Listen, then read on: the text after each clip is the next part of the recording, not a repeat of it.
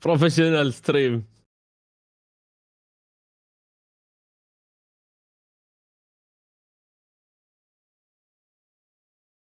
Who?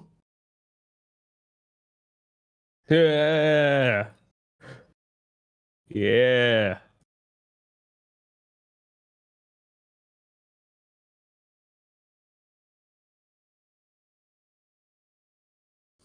Mm.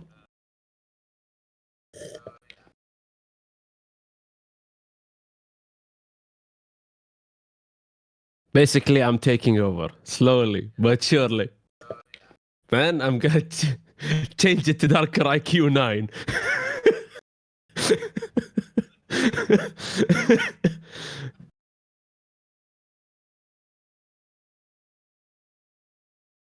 Hmm.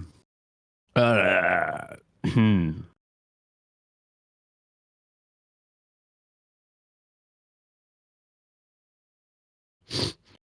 All right, let's go. Let's go with my Mickey Mouse mug. Let's go. Yeah. Mm. Feel punch.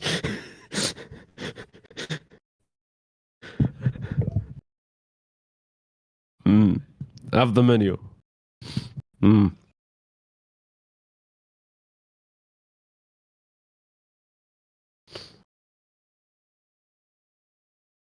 Yeah. This is my right hand, people. Look at it.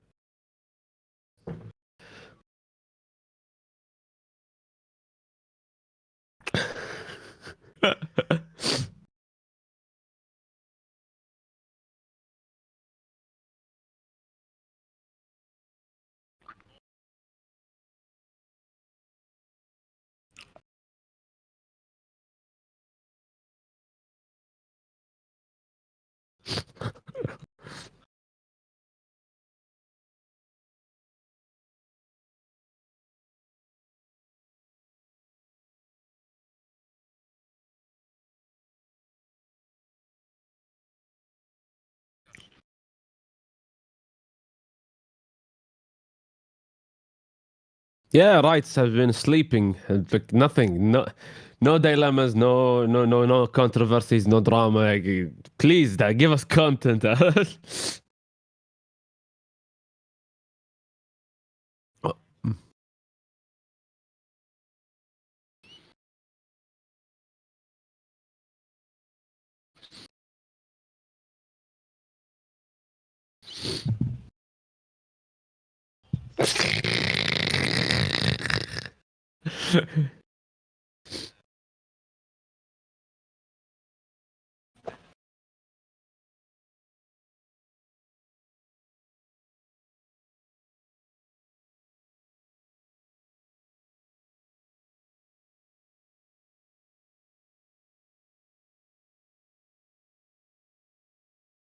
Hmm.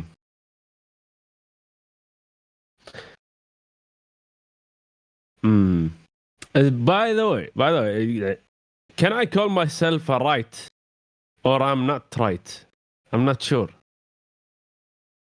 Uh huh. If if you're conservative, you're right.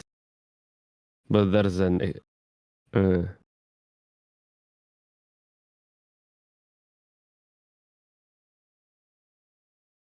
mm, mm, mm. Let's just let's just fuck our neutral silicon doll and have fun. Yeah, rightist. Yalla. Yes.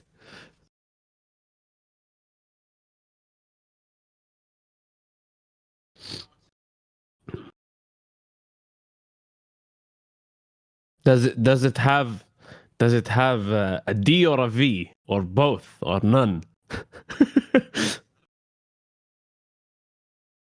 Is Nah.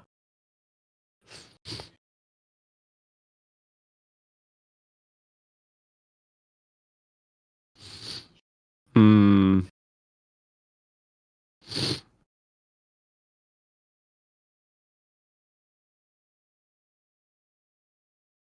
Hmm. Hmm.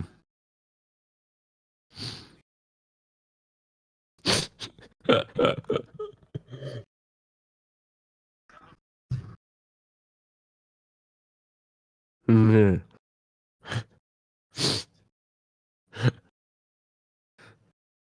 Hey.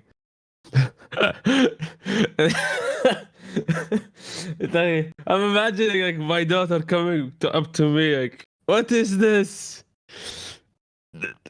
It has speakers inside it. They're spying on us. I cannot tell you what this is. It's all SJWs. If I say something wrong, they're going to put me in jail." Ah.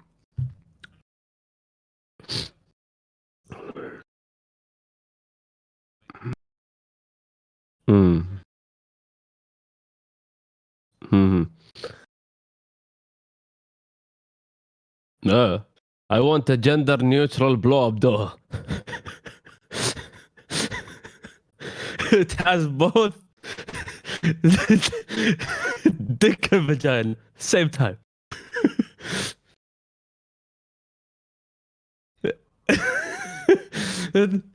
They have everything right now. Might as well. They have a leg with a vagina on it. Blow up gender neutral doll is not a fantasy at this in comparison.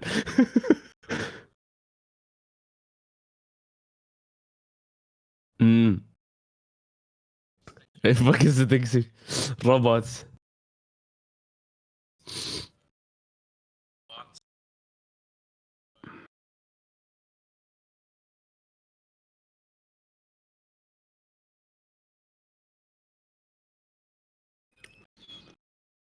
Mm-hmm.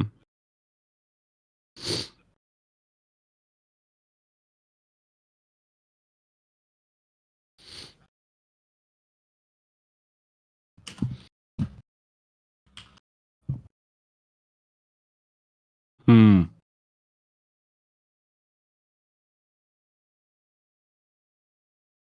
Mm-hmm.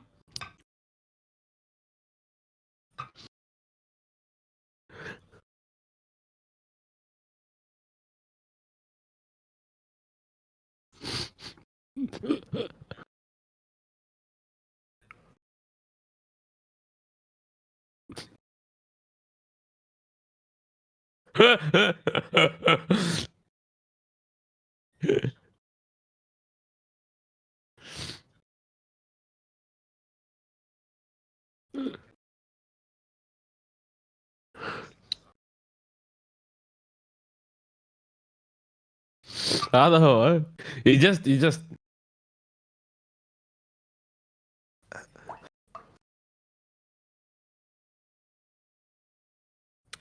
yeah. The same thing. Dude, the same. Dude, males are simple. First day in my marriage. Oh, I told my wife, if my hunger is satisfied, I'm satisfied. I don't need anything else. Just feed me. And I am 100% your prince. It's just I need food. That's simple. Like food, happiness. Very simple. No, not anymore. But back in the day, when the food was real.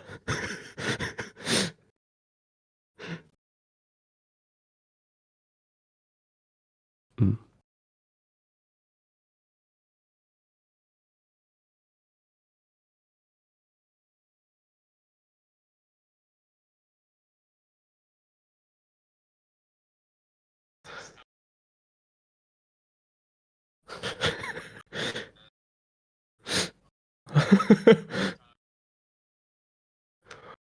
Yeah, one muffin, one bite. It's that simple. uh,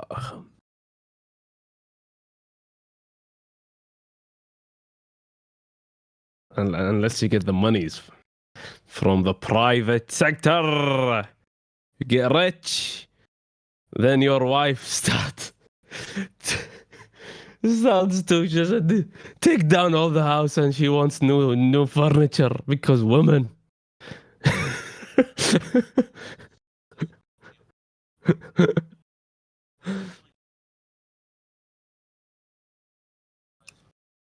Yes.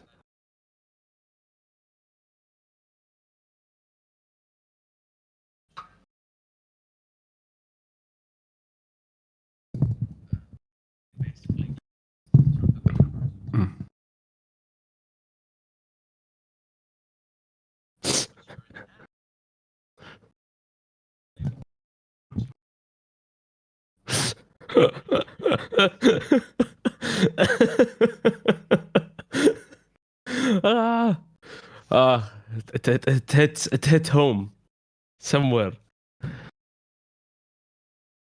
Yeah, yeah. First thing I said, like, what's wrong with our furniture? Like, it's still fairly like still new. And she replied, I, I feel entrapped with this furniture. I need to be free with a new white furniture. Like, I,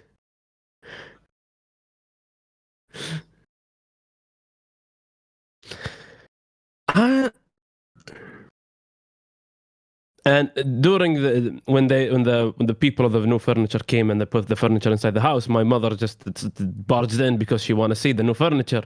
And the first thing she told me, "Oh my God, it's white. I love it. بالعافية. It's amazing." Like, what's with the white? Come on. Mm. Nicobin asking where's the green screen.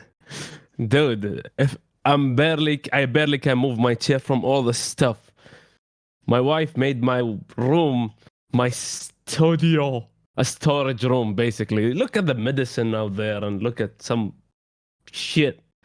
Like, this is oppression, man. This is oppression, man. I'm being oppressed. Okay? I'm not gonna shout, but I am being oppressed. Help me.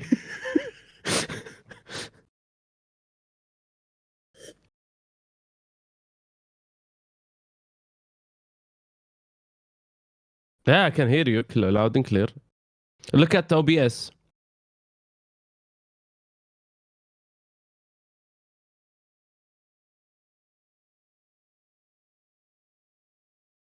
احلى شيء we've been streaming now 10 minutes and somebody just uh commented like,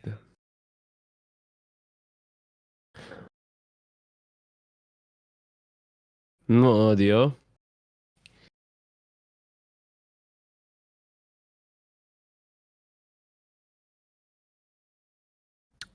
Can you confirm? Can you confirm sound? Yeah, I can hear you loud and clear. The problem is with the OBS. Go to professional stream. Yeah, people, don't dare you do say anything else. All right, so go. Oh, what the heck is happening? File settings, audio settings, audio. Then there is desktop audio device and there is mic. Yeah, mic auxiliary audio device. First one.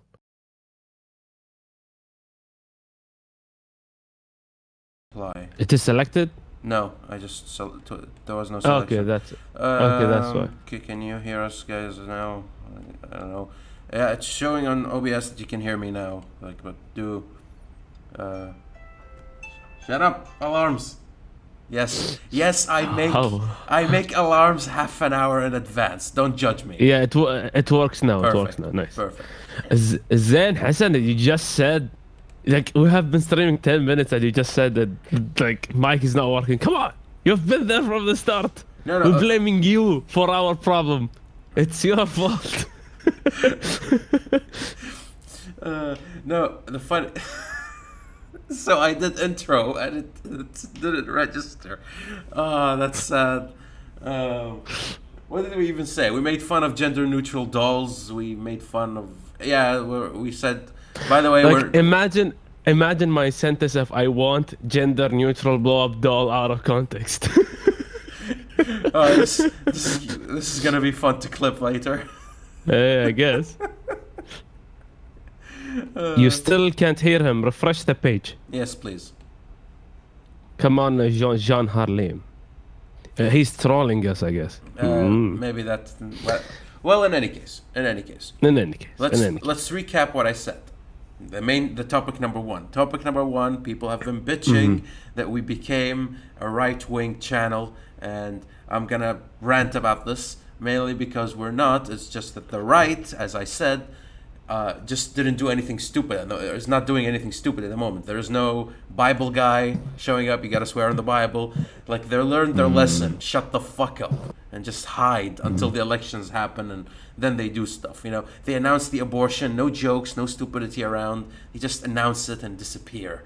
You know, they just vote on it and disappear. They know to be quiet. Meanwhile, the left is making gender neutral dolls. Canada's on strike because climate change, or rather, students in Canada are on strike because climate change. We have the impeach Trump stupidity. Like, the left is very active. You can't blame us for trashing them. If the right was active, we would trash them too. So keep that in mind. We're not right winged. We're just. We just bully whoever's around, and they're around. The left is around right now. So, you know what's funny? Thinking about it, like, if you see like Jordan Peterson videos, he's always being attacked or being labeled as right. Yep. And anybody who makes fun or stand against the left is labeled right because it's the opposite, but it's not the case. Like, I know I'm rightist, but the problem is, like, if I'm against the left, that does not mean I'm right. That mean I don't agree with them, because there is rightist, there is leftist, there is the gender neutral undecided. No. Maybe you're left too, but you're conservative left. No, your political stance is a spectrum, So there's central leftist, there's central rightist, there's radical right, there's just a bit more right, there's a bit more left. There are stages depending on how your thought is, how you think things should be. So a channel like Tim Pool, he would label himself a central leftist. So when something is done by the left that is stupid, he would call them out on it because he is more centralist. But that's not an easy way to make an enemy. Again, why do people want to make like gender a spectrum? Because if it becomes a spectrum, it becomes harder to quantify and define. Because it's harder to quantify and define, you don't know who to hate anymore. So there's no longer a target. If you're frustrated, you can't be like, the she's and the gems. The she. There are too many. So. I googled how many genders there is, and according to New York Times, 36 or 26, I don't remember. Like, it's impossible. I entered the article and I started reading the gender, and I swear to God, I don't understand 20 of them. Like, what is this? What's elephant ears? Like, I don't know what this is. Like, there's a great YouTube what video. What is 26 gender? Oh, that's nothing. There is a YouTube video that basically has some guy reading out all the genders, but it's on Tumblr, not on the New York Times.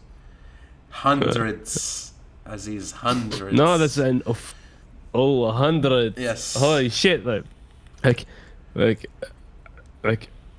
I imagine some gender has to have two dicks in order to be to be classified as a separate gender. I don't know. Like, gender is now what you think is not what you are. Like, I think I'm a this, and I'm this. Well, no, I don't know. It's way simpler than that. I can be whoever I want. I can feel like a black Asian, Indian inside. Okay. Nobody else has to care, because this is my skin color, this is my face, and this is my genitalia. Done deal. You know, we'll deal with you with that. Maybe if somebody's close to me and they figure out, well, he likes speaking Ebonics. Hey, man. Yo, nigga. Yo. You know, if I want to do that with my friends, that's up to me. And if I want to do it to people who are not my friends and don't know what my predicament is, they deserve the right to react. I guess. Oh, speaking of nigga, where are the black guys from the anime law? They don't show up in the comment. Here's the thing. King Ace was an invite. He never showed up in the comments, and if he did, he showed up randomly for nostalgia's sake. He has a family, he has a rapping career, put him on the side. Right? What you're referring to is one particular individual, which is called Yari Urameshi, who, when we dissed him on our diss tracks, he promised that he was going to make a comeback diss track, and we were all waiting, right? This is going to be amazing, right? We're going to laugh our ass off. He never did. And I guess the second he realized, oh, they're not about anime anymore, he just is doing his own biz, I guess. Whatever that is. And there's two more guys also. There is no season finale, Nicobene, you piece of shit. You know this. How dare you? I feel offended. Yeah. There's one guy who always talks sports with Louis. I don't. Who's his face? I don't remember his name. They're not very memorable, to be honest. Yeah, that was the funny thing. Like the best part of season 3 of the Anime Law is that basically it introduced people to the new cast, if you will, like the reoccurring guests. Because way back when we invite people, we invite them once, maybe invite them for a season finale or for a goof off, but we the big guys wouldn't show. They were scared of us, frankly. I don't know why they were scared of us. Because when you show up on our stream, we kind of let you talk. It's only when you're in the comments wriggling about, or if you're Danny or Meshi, we trash you. But they were scared. But we did catch a glimpse of a lot of like YouTubers, but they're not interesting people. They're anime fans, you know. Like, the most intelligent anime fan can be like if you like anime exclusively, you just can't be intelligent. I'll make that claim right now.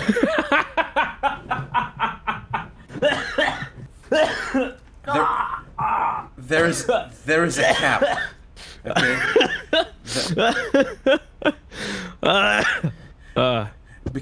Because you see, like anime, like people who watch anime, like go unironically.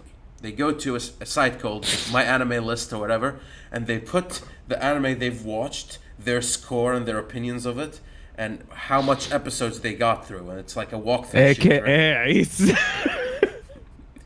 Unironically. It's, you know. Oh, this is too true. It's. Dude, I love anime as the next guy, but still, like, if you like anime exclusively again, that might be a very bold.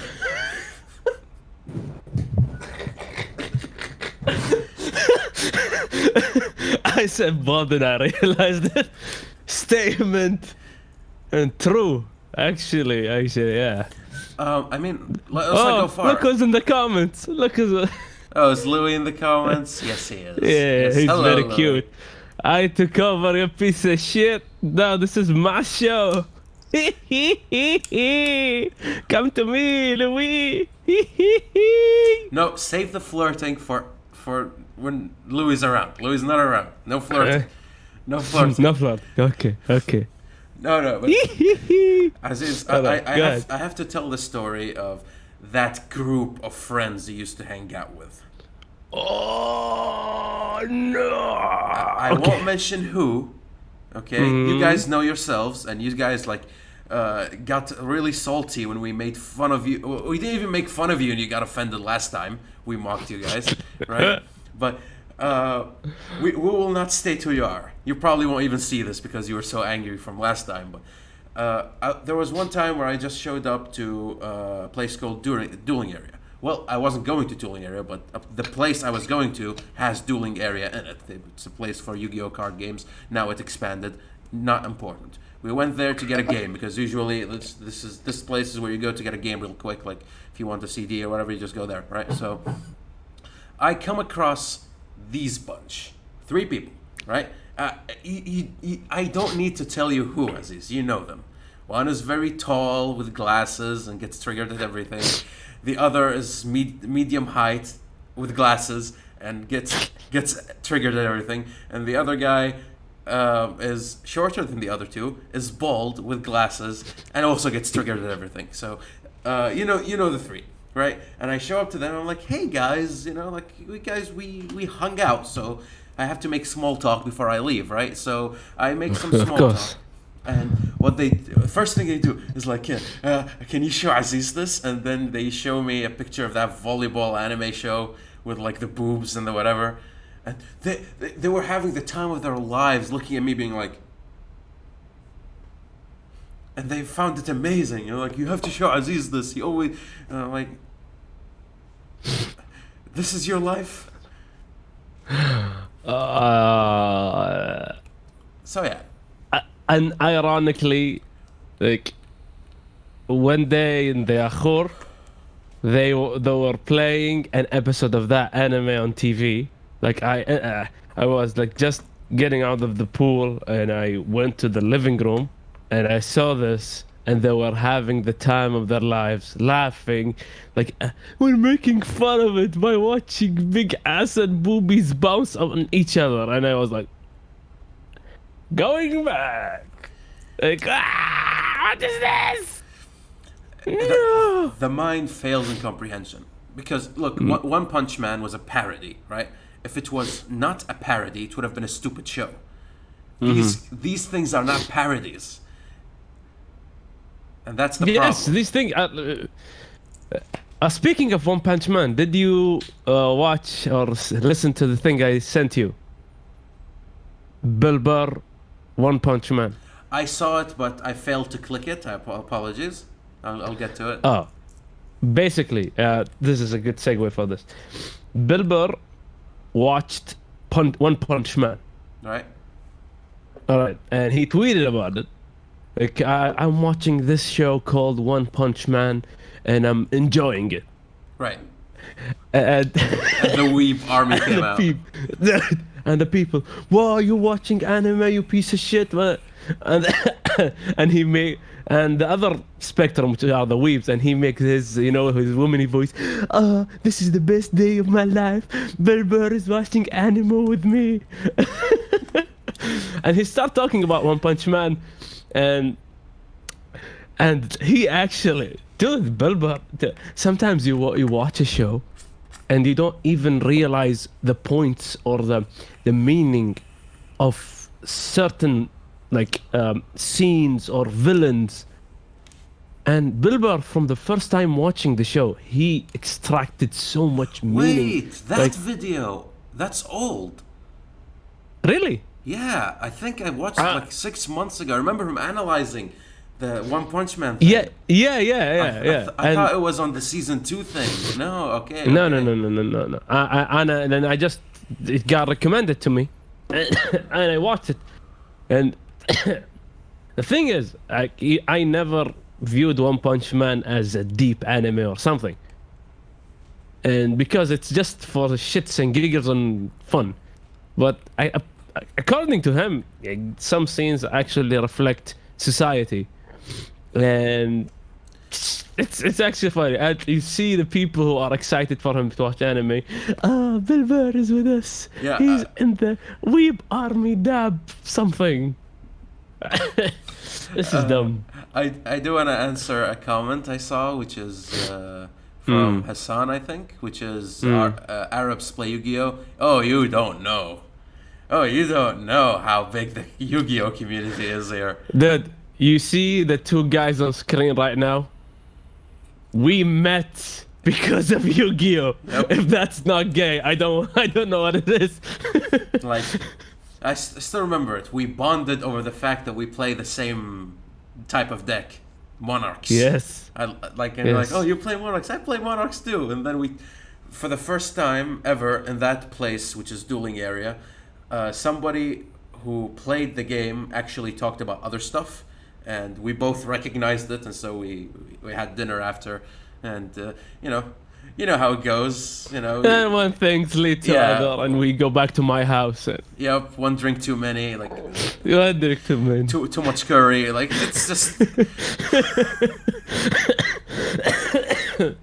So, but yeah, like the card games are really catching on in Kuwait in particular and in the Arab world in general, but Yu-Gi-Oh is the undisputed king of it here. Everybody watched, I don't know, MBC3, everybody watched Yu-Gi-Oh, and everybody played the card game back in the day, either ironically with the weird gambling thing, gambling technique, or actually playing the game. Hell, our entire generation of kids used to play Yu-Gi-Oh! Duelist Kingdom rules as kids. And I remember I remember my brother had a misprinted card that had 10,000 attack, right? An extra 0, and he used it to beat all of us up because he was like, "Let's see what that's what the card says." It was a 4-star card for people who know, so you can summon it on any time. Normal summon it, and it had 10,000 attack, and we just couldn't win. But yeah, then it shipped off. I returned later on, but yeah. Does the Arab community complain about the current rules? Everybody complains about everything at all times. This is an undisputed rule of the universe, right? It doesn't matter how good the format is, but Yu-Gi-Oh takes it to the next level. Yu-Gi-Oh is yeah. It's crazy because the thing is, you view it everybody view it as Yu-Gi-Oh is going worse, rule wise, but numbers wise, people playing the game is increasing. Newer generation who didn't even watch the show is joining the game, which with the game in the current state is very complicated because it does not have rotation. Everything from season 1 to season gajillion is in the game. And it's very complicated. Actually, I want to rant about this. This actually is something that pisses me off since we opened the card game topic. Go ahead. Yu-Gi-Oh is a super, super fun game. Me making the decks, making the combos, making the game, but there wasn't a match I've played with Aziz, casually, okay, that we didn't need to look up the rules at least once. Okay, we have to does this miss timing? Shit, hold on. Let me open the law book, and look around. And eventually, we just improvise a rule, and we don't know what's fair because if it misses timing, I get an advantage. If it doesn't, he gets the advantage. And sometimes we have to okay, who gets the advantage? We don't know the ruling. We have to just wing it. Yeah, and by the way, I'm a very, very, very good with ruling. I'm not saying the best, but I'm very good.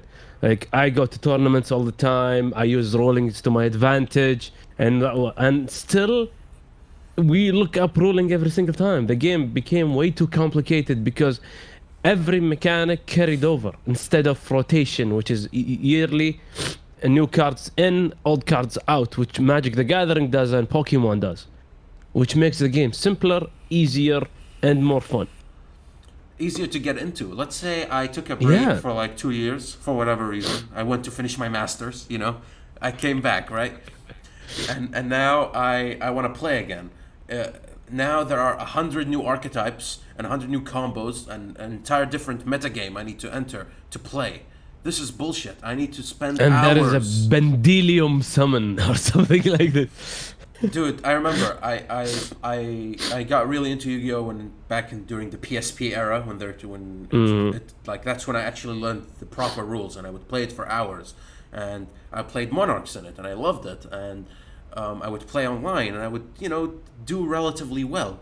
Then I disappeared and I came back, and there are two new summoning mechanics, Synchronic Seeds.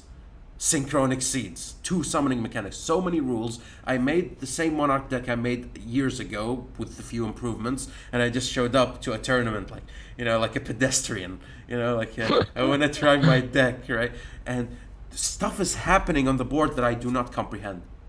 Cards that I do not see. And again, had I not met Aziz, and Aziz kept me up to on how this is made and how this is played and how that is played, I just would have left.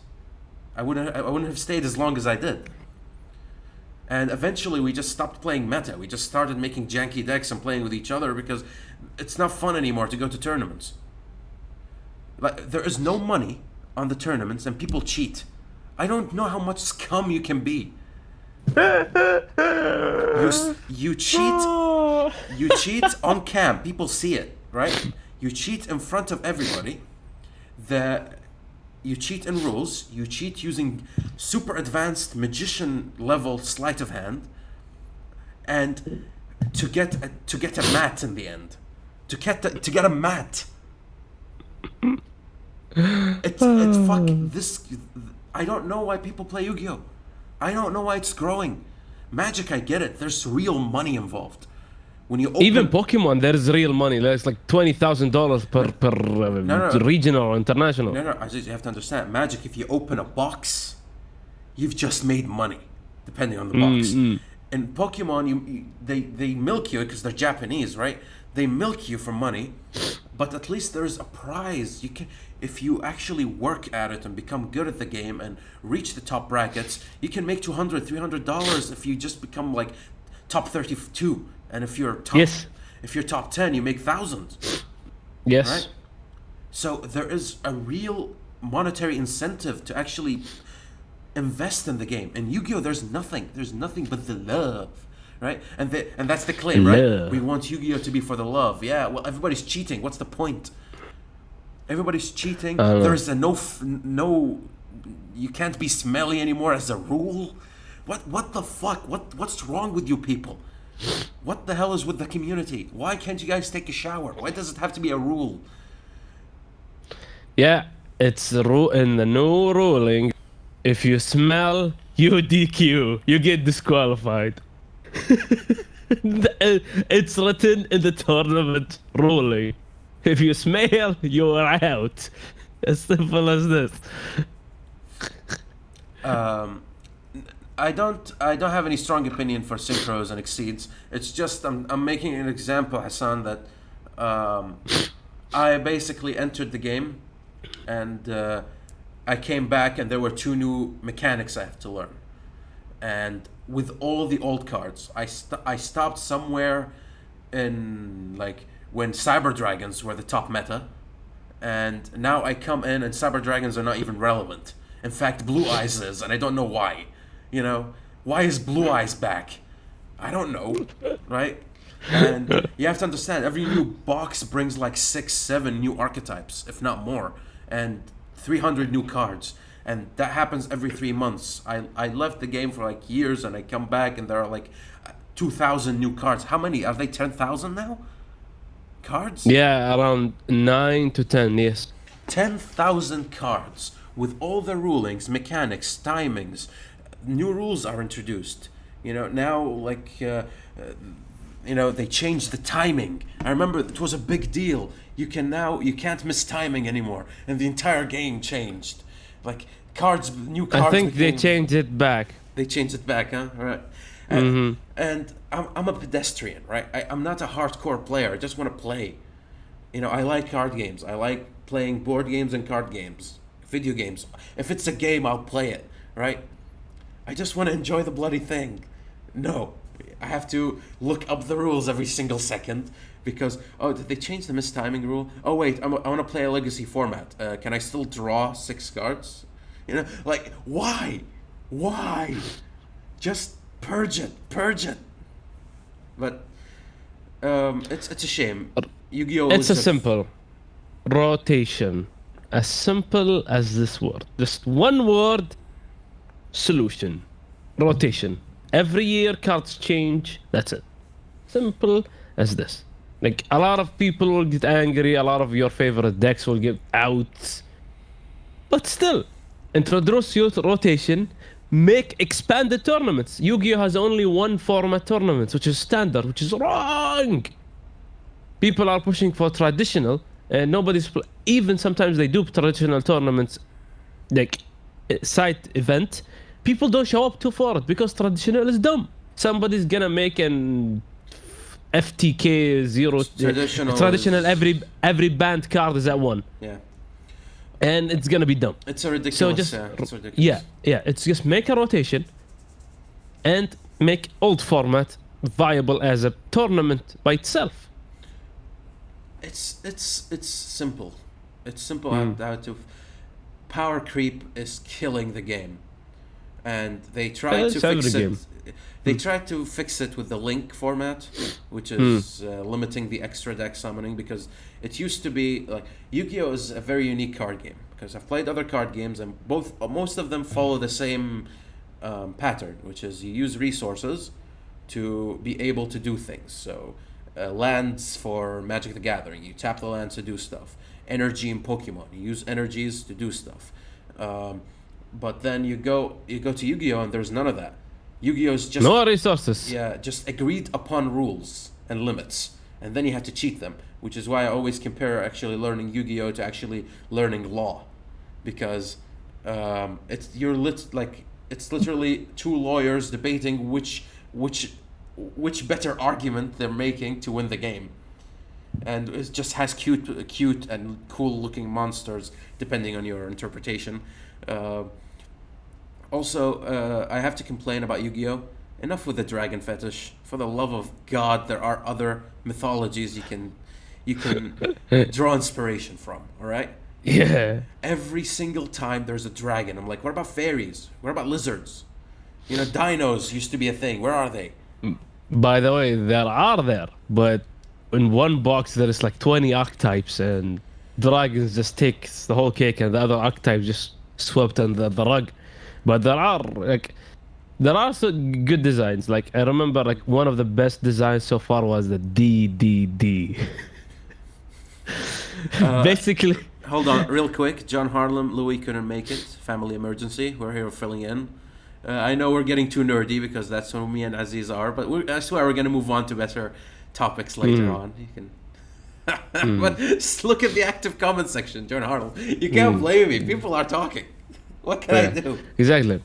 DDD was a good design. Why? Because they took like existing rulers like Genghis Khan and all these rulers, and they demonized them and made them a card, which was a very cool concept. Yep. And their fucking name is DDD, capital D's. Yeah, it's triple. You cannot go wrong with that archetype. You put triple D and then you call the card Genghis. You know, that was a fun. DDD Genghis. Yeah, that was a fun archetype. Then there was the mythology one with like Odin. There was there was a lot of cool designs. But when you have 10,000 cards, you can no longer grasp what's going on. Oh, by the way, speaking of dragon fetish, they made a new dragon support. Dragon maidens. All of them dragon lollies and boobs and thighs. Moving on. Let's move on. God damn it, you piece of shit. Let's see.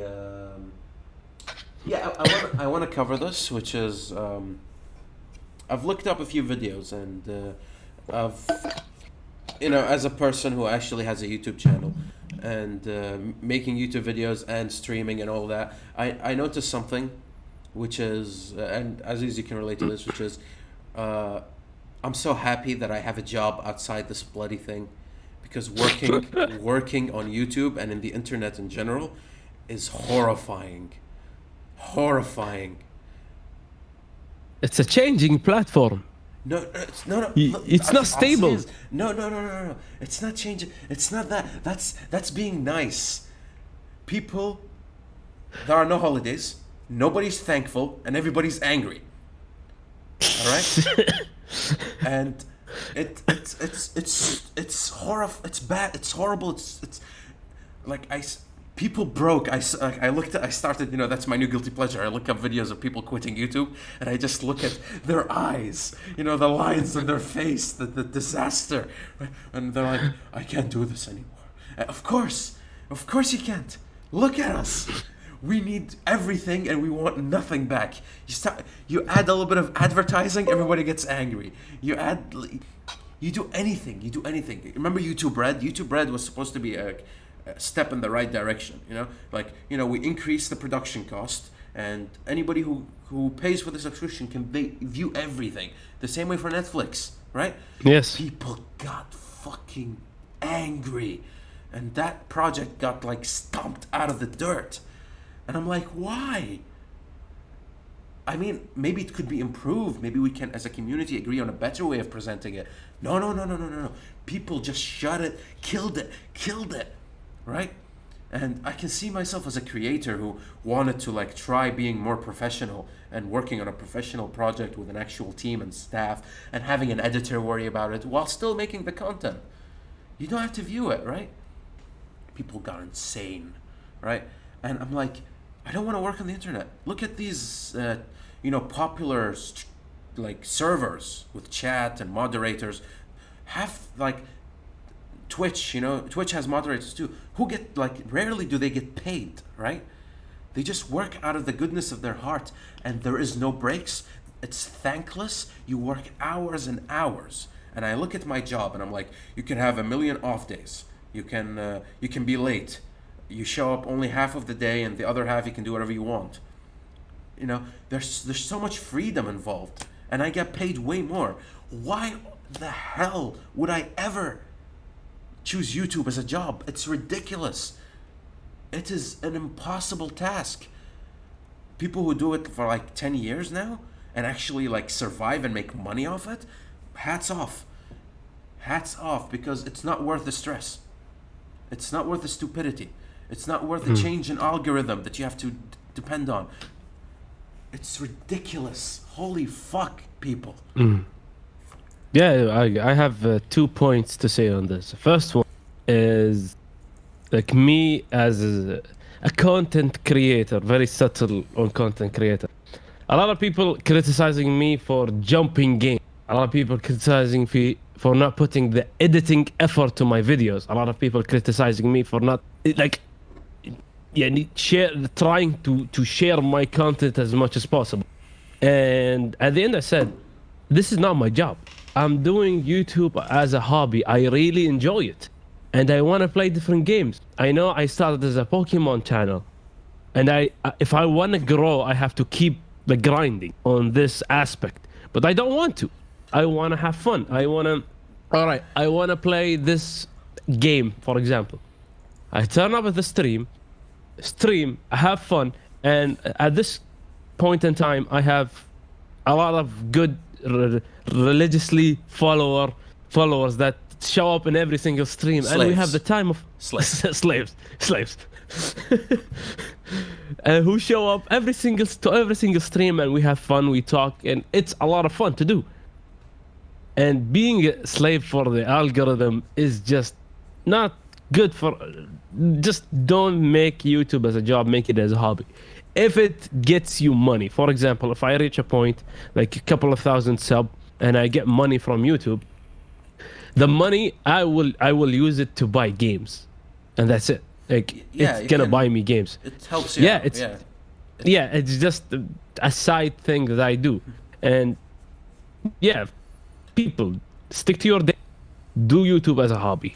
And enjoy it. Yeah. Fucking enjoy it. And if you really like the concept of working at home and on the internet, don't just stick to YouTube. A lot of people still upload to YouTube, but mainly stream on Twitch or mainly sell T-shirts with memes on them. So you can make a business and a brand out of it. You can release a book. You know, there's a channel called 42, right? And he opened a Kickstarter to fund his book, and people funded it. That's great.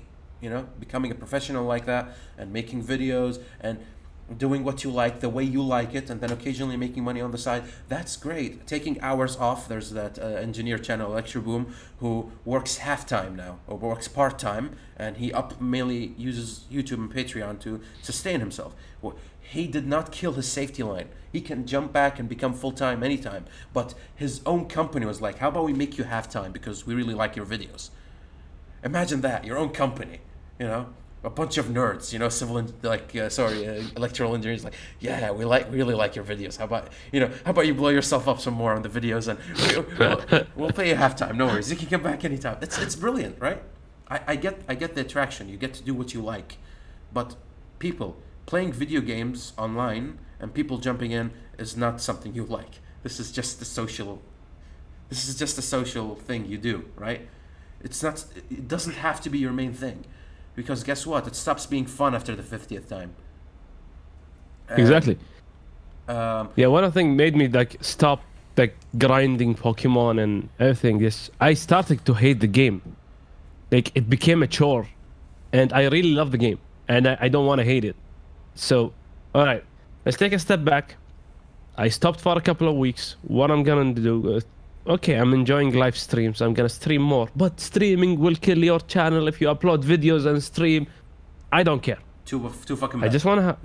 Yeah, too fucking bad. I wanna have fun, and right now because I'm having fun, every single time I upload a video or a stream, my sub is increasing because I'm putting my heart into making a video or a stream because I really want to. I really like it, and it's growing slowly but surely.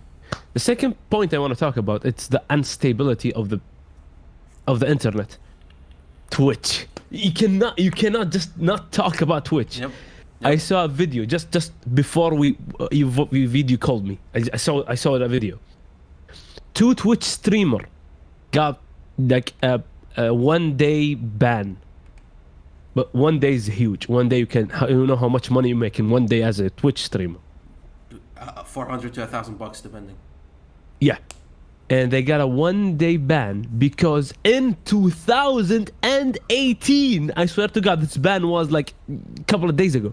Because in 2018, somebody who they're playing against in PUBG was playing a copyrighted song. And it was like showing up and there's a crappy mic or something. It's not you who was playing the song, somebody else, you random guy you don't know, was playing a song in 2018, and right now you get a 1-day ban. This is Twitch. This is the internet. Yep. Welcome.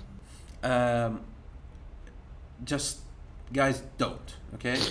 As an advice, you can try, but don't. Again, Hearts of Iron 4 is a great video game, a wonderful video game made by Paradox. We play. It's a World War II simulator, right? And just because it's a World War II simulator, if you become a YouTuber who mains playing this game, right, which some channels are, you immediately get demonetized for playing a video game about World War II. Immediately, you get demonetized. The second you play, Hitler's face shows up there, done, you're over.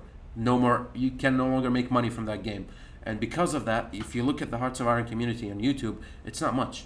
Even on Twitch and other places. The only reason it's not much is because they can't make money off it. So they have to, as content creators, to survive, to switch to another game.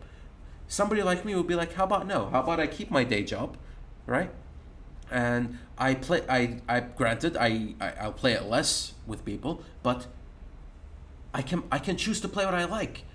This place is not in control. This platform is not in control of me. I am in control of it, right? And that's another problem. Do not depend on big tech companies to make money. Do not, for goodness sake. This is stupid, okay? This is my heart. Yeah. my heart goes for two kind of streamers: Fortnite and Overwatch. What you see them, Trillion, I swear to God, you see them, the death inside of them, but they cannot leave the game because if they switch the game, their views just tank down. Yeah, just die. Yeah. Just Fortnite is an irreparable state. Overwatch is in disgusting state. They cannot, like, I see them playing. Hey, I got CC'd and I'm not enjoying the game. Kill me. Fuck, kill me, please. Fast, do it. Ah. And Like, this is bad. They cannot change the game. And I remember one a Paladin streamer played Overwatch a couple of times, and I don't like Overwatch. I don't click on his videos. And then he switched back to Paladins. Then people like, why are you not playing Overwatch anymore? Because I make money of this. If I switch to Overwatch, I don't make anything. yep. Like, even if for a change, it's not a permanent change. It's like, well, okay, I want to change, change of pace. He couldn't. He just couldn't. It's so bad. Like, if your game is dead or your audience like this game and you hate it, like Fortnite and Overwatch, it's just so bad. So bad. You have to beat this dead horse, and you are a dead horse, and everybody's dead. And I do want to mention this, which relates to this topic. Hassan, you asked about what are some good jobs for introverts. Well, funny thing is, a lot of these Twitch streamers and a lot of these YouTubers usually are people who can't really exist in life, if you will, as well as others. Like, not quite antisocial, but they're introverted and they don't know how to deal with the outside. And so when they get the option, for example, if you tell, I assume, a Twitch streamer who's playing Fortnite, would you go to a day job? He goes like, fuck no. And the reason they say that is probably because they're introverted and they really hate going outside to a job and do things like that. And besides, they make more money off playing Fortnite, even if they hate it, right? So there are plenty of great jobs for introverts. Anything that involves office work that does not get out, like you don't actually socialize, is a great thing. Like being a tech guy, somebody gives you input and you do your thing and you leave. That's it, right? There's plenty of jobs on the internet, like a graphics designer, an editor, all the off-screen stuff, right? For example, like let's say we get big enough and we start making more streams. We can no longer clip them or edit them effectively. So let's say we hire an editor. Well, that's an introvert's job. He looks at our stuff and he clips them and makes them and uploads them and does it for us for monetary value, right? There's plenty of jobs like that. You can set up commissions. Art commissions are tremendously popular, right? You can make a music designer for video games. There's a lot of great jobs for introverts, right? But for YouTubers, when the introverts decide to be YouTubers, and first they start messing around, and then they get that chance to finally escape life. Because if you're a YouTuber, I don't think you ever need to go outside ever again. If you're in America, you can order your food. Order your clothes, order groceries. Yep, everything comes to your house. You can order a pet. Yep. Everything comes to you, right? And you just sit there with your equipment in your house and you lock the door and you don't need to get out ever again, right? And you guys just sit there. And you wake up, you stream, and then you eat some food and you go to sleep, you wake up and you stream. It's an endless cycle, right? And that's it. That's your life now.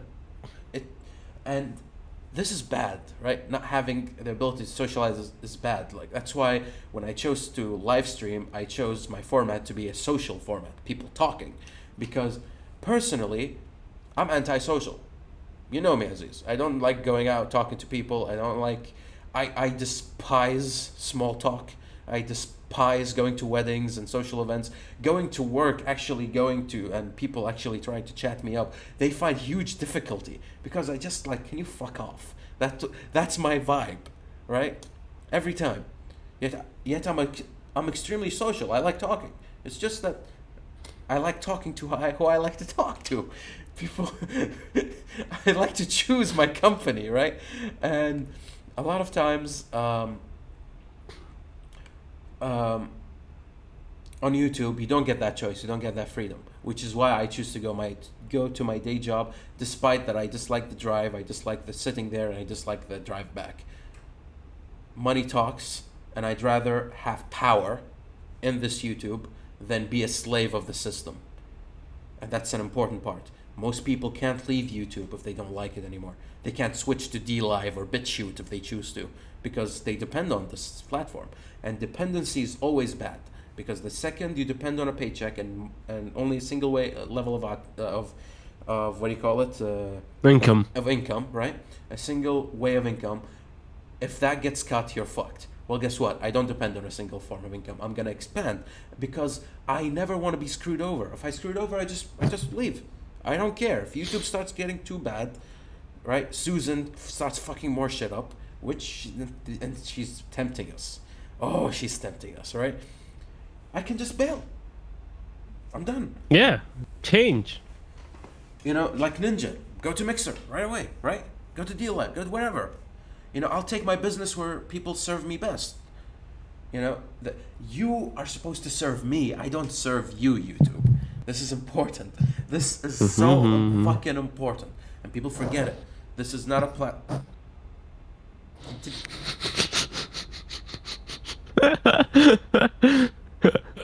I saw you going on a tangent. You need to chillax, muchacho. Okay. It's just that I'm angry at the content creators, the influencers, you know? I'm angry at these guys, not at YouTube. YouTube is a corporation. What do you want from them? You know? They're gonna try to screw you over. That's their job. And it's our job to stand up to them, right? But because nobody has an alternative form of income, they can't go on strike. Imagine the Pewds, okay? And all the top 10, T-Series, all these guys, right? Suddenly go like, guess what? We're not uploading. And they stop uploading for a month. You know what happens to YouTube? The entire structure crumbles. Oh, where will the 8-year-olds go? Imagine if all of them, imagine if all of them collectively go like, we're going to BitChute or any other form of like, we're going to Dailymotion. You know, we're going to give Dailymotion a break. Imagine that, and just suddenly all of the popular YouTubers just stop uploading and go there. They can't, though. They can't. They need to make money. Fuck you, influencers. You gave them the power. It's your fault. Yes. It's your fault. Go. Make another business. And whenever YouTube screws you over, you're like, oh, really? Really? Well, too bad. I'm moving to Dailymotion. Let's see what happens when Dailymotion becomes king, huh? Finally catches a break after what, 20 years of trying to catch up to YouTube, and the only reason you click on Dailymotion is because they had like an illegally pirated version of the movie you want and you want to click it. You know? Is anybody actually in that site anymore? I hope, because you know. Is it? I don't see it popping up anymore in my searches. Oh, I have to look this up. I don't know. Dailymotion. Are you here? Dailymotion. You know. Oh yeah, it exists. It exists. The home for videos that matter. Let's. Dailymotion. News, animals, Viva. I guess there are no actual content creators. It's just corporations or something. I guess. Maybe porn. I guess. I don't know if Dailymotion. I don't know how they're NFFW. NFFW. I don't know how their laws go along, but it is what it is. Thank you for existing, Dailymotion. You're the Max D of videos. Max D of websites. Yeah. So. What do you have on your green board or blackboard? How dare you call it a green board? How dare you? This is sophisticated. It uses chalk. Yes. It uses chalk, and chalk bad. Chalk is the gentleman's board. You wouldn't Team get white board. Your Negro board is not as good as my white supremacist whiteboard. Look, you know what the beauty of the chalk is? Yeah. Friction. It doesn't exist on the whiteboard. Give me friction, I'll switch to whiteboard right away. Yeah, Just slips. whiteboard goes. This is a friction. No, Aziz, no, you casual. Chalk has a magic to it. There's a reason. Yeah, It helps you breathing think. all that chalk. The friction helps you think. The whiteboard is just for like casuals, for like teachers, doctors, professors, mathematicians. Yeah. There's a reason they go for chalk, because it feels nice on the hand when you hit the board. It's scribbles. When you wipe it and the dust hits your face and some gets in your beard and you dust it off. There's a magic to it.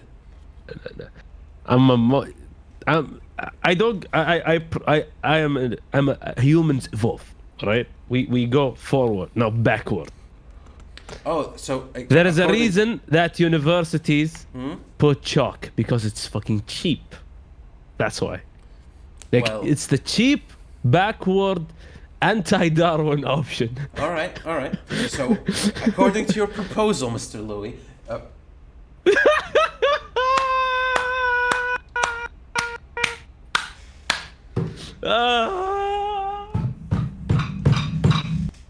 Yes. I miss you, Louis. Why did they give me? Why they gave me Aziz? He cannot even talk properly. He like whiteboard.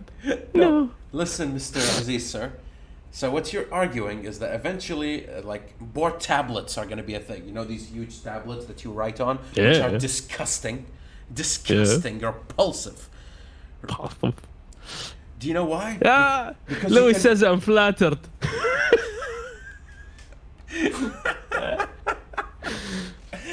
You can minimize screens and make new screen. It's technology is the enemy, Aziz. You have to understand this.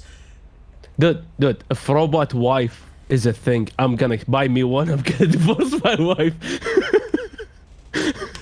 Technology. Focus. Okay, focus. Aesthetics. Aesthetics. Do you know why I started, like, initially, before I knew that Apple was trash? You know why I wanted to make the switch to Samsung? Because I switched to Samsung before I knew that it was better, right? Because there was a time where Apple had like an old school like style. It used to be like, you know, it used to be like typewriter, swipe, wooden stuff, right? And I liked the aesthetic. And then suddenly they became robotic and swipe and futuristic. And I'm like, what is this nonsense? Why did I update, right? And then somebody would tell me, oh, because, you know, Samsung has this new hip thing and Apple copied them. And I'm like, disgusting. And then I switched to Samsung because at least it's their original idea, right? And Let's face it. Trillion. You're just afraid of things you don't know, aka technology. You're just No. afraid of it. You're No, caveman piece of Aziz, shit. I appreciate simplicity, okay? Do you know, to this day, when I click OBS start stream and it starts, I'm like, I can't believe this. This is like magic. What's happening? How come I press Monkey got excited. How come I press a button and everything happens? I thought this was supposed to be more complicated. I thought it was supposed to fuck up every 3 seconds. It's impossible to me. You know, when I see WinRAR and it compresses something and it uncompresses, I'm like, you know? I mean, I use it, but it still boggles my head, right? I go to an editing software and it does the work for me. You know, what? Huh? You know? I go to Amazon, I click a button, it subtracts from some random place in a bank hundreds of thousands of miles away, and next thing you know, the package comes to my house. What? How? This is impossible. So I stick to my simple stuff, to my chalkboard, to my mechanical vape with no chip, you know, to my simple thing, to my water bottle. You know, I stick to it. You know, it's simple. I can comprehend it. Simple, huh? Again, there's a beauty to simplicity. Yeah. Do you? So, yeah, go ahead. Read off the whiteboard of the black. I read a comment once, which is like, people like me find the fanciest excuses to justify their laziness. Team laziness. So, let's see. Topics. Most of it us making fun of the left, so we might as well. Let's start with the impeach Trump stupidity. So something happened in Ukraine. Trump made a call to somebody who apparently gonna implicate Joe Biden. Something stupid, right? And the left was like, "Oh, impeachment!" And then Trump was like, "You activated my trap card. And there is nothing in the phone call. You've just wasted time." You know, and It's just my Ukrainian wife. it's beautiful because, from my eyes, you know, Trump is just playing the left like a flute, and he's like, you know, I don't know. That wasn't a flute, and that's not how a flute sounds, nor is it the sound of the violin. Okay. All right. Now that we recognize, But I get the idea. you get the gist. You get the Yes. expression. All right. Just so people on the internet understand. I don't know what I'm doing.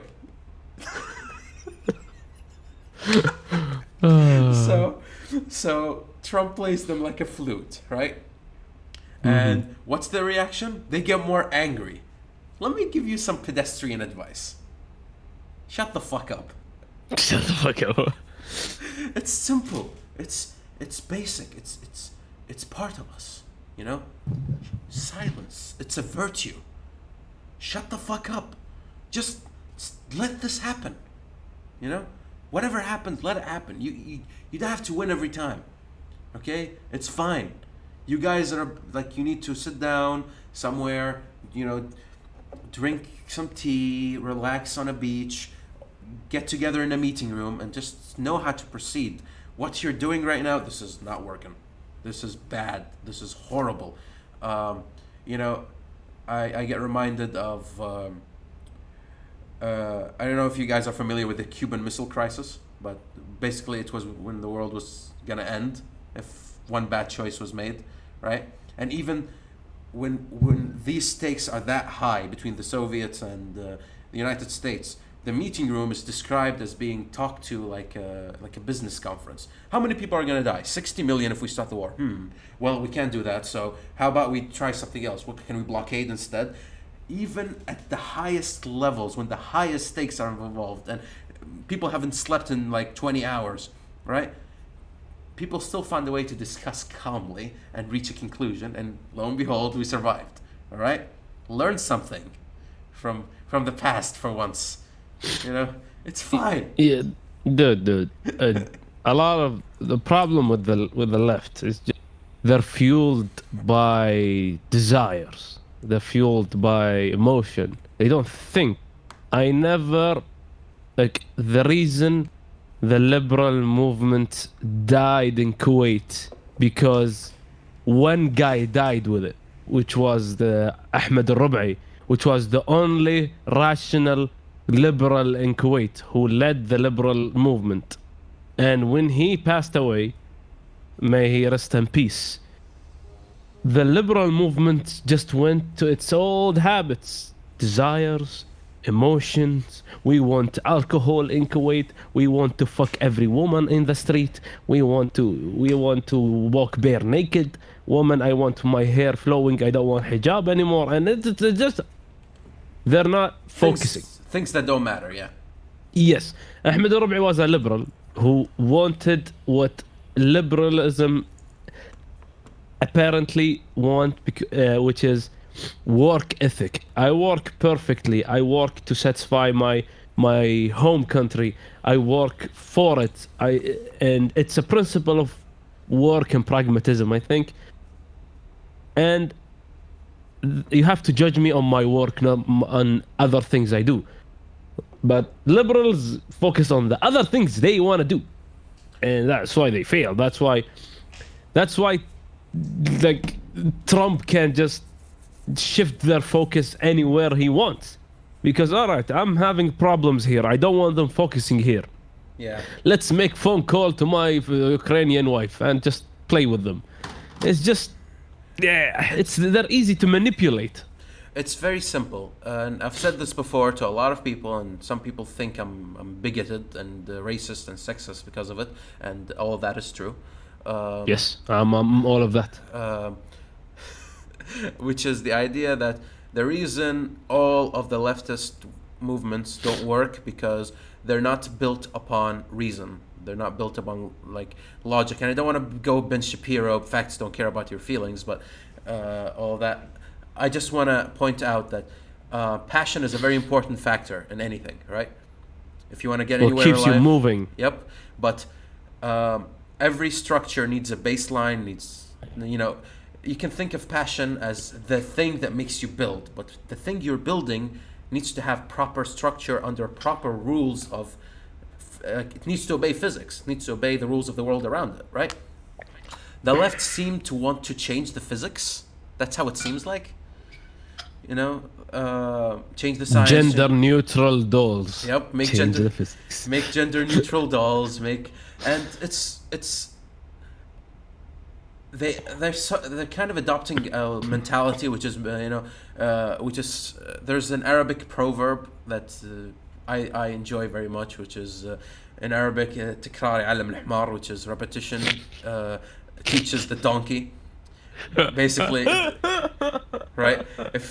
If you repeat something enough, the donkey will learn. Meaning any idiot will learn eventually, right? If you just repeat it. And I think the left is like adopting that mentality. Maybe if we repeat the gender as a spectrum 1,000 times, people will start believing it. And lo and behold, the idiots are learning. The idiots of the world are learning. And the people who think with their penis and they have a feminist they have a crush on, they're learning very, very well, right? They're adapting.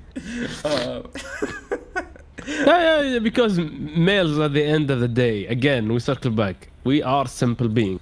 If I want to get laid and feminism is the key, I'm fucking feminist. I don't care. I want to get laid. But it's again, simple as this. If card games is the way. No.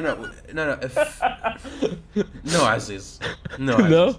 No, Aziz. No, but no. I know you're married, but I bet if your wife knew that you played card games before you got married, things would have been very different, Mr. Aziz. No, I'm in the family. I'm very famous for playing Gingifer card games. Yeah, that doesn't count, Aziz. It counts. I'm notoriously known as the guy who walks with a deck of playing cards in his pocket. Yeah, you do magic. That's attractive. No, even before. Yeah, but like it's not Yu-Gi-Oh cards. You don't walk around with a Yu-Gi-Oh card and tight leather pants and weird hair, all right? You don't walk around quoting anime. Maybe I do. Yeah, just shit on my point, Aziz. By all means. I don't know how to proceed. Hassan, what are you talking about? What the hell are you? There's no nation of Islam. Daesh is Nation of Islam, right? It's their name. Yeah, okay, you can try, but it won't work. It's a religion. It's not. No. I still remember when the Nation of Islam first announced, and one of my cousins who had a long beard, like he wasn't saying that Nation of Islam is good. He was saying if it worked on the correct principle of Islam, this thing would be great. And he labeled Daesh everywhere. And he, to the point where one guy said it as a joke and he exploded. After the ISIS started the killing of Fireball me, Daesh, I'm not them, I said this, he went crazy. And that guy's collectively calm, but when you label him the ISIS, no guy is gonna get associated with them. Dude. But so yeah, we in Middle East we don't like ISIS basically. Yeah, and not only that, we don't like unity here. I don't know if it showed from the map. If you look up at the map of the Middle East, I don't know if it showed. a lot of people was like, it's the British and the French, they did that to us. And I'm like, I think the British and the French just looked, and I'm like, I think it's better this way. You know, maybe they did that. They did not even try. Yeah, I'm like, okay, I think we just let the status quo, and people will just kill each other there. And again, the Arabs don't like unity. This is an important factor that we need to cover every single time. I still remember, this is so funny in my eyes. I still remember when back in the day, in the late 1890s, early 1800s, yeah, something like that, when the Wahhabi movement, it doesn't sound threatening, the Wahhabi movement, led by Muhammad Abdul Wahhab and all that back in the day from Saudi Arabia, they wanted Kuwait. Kuwait is a port. Kuwait, it leads to a lot of, so Iraq, it has a very good place in the Arabian Gulf, so they wanted that. And the Wahhabi movement is very extremely religious, so they wanted the reason to invade Kuwait, and the reason was they smoke cigarettes and it's haram, therefore they're infidels, let's invade.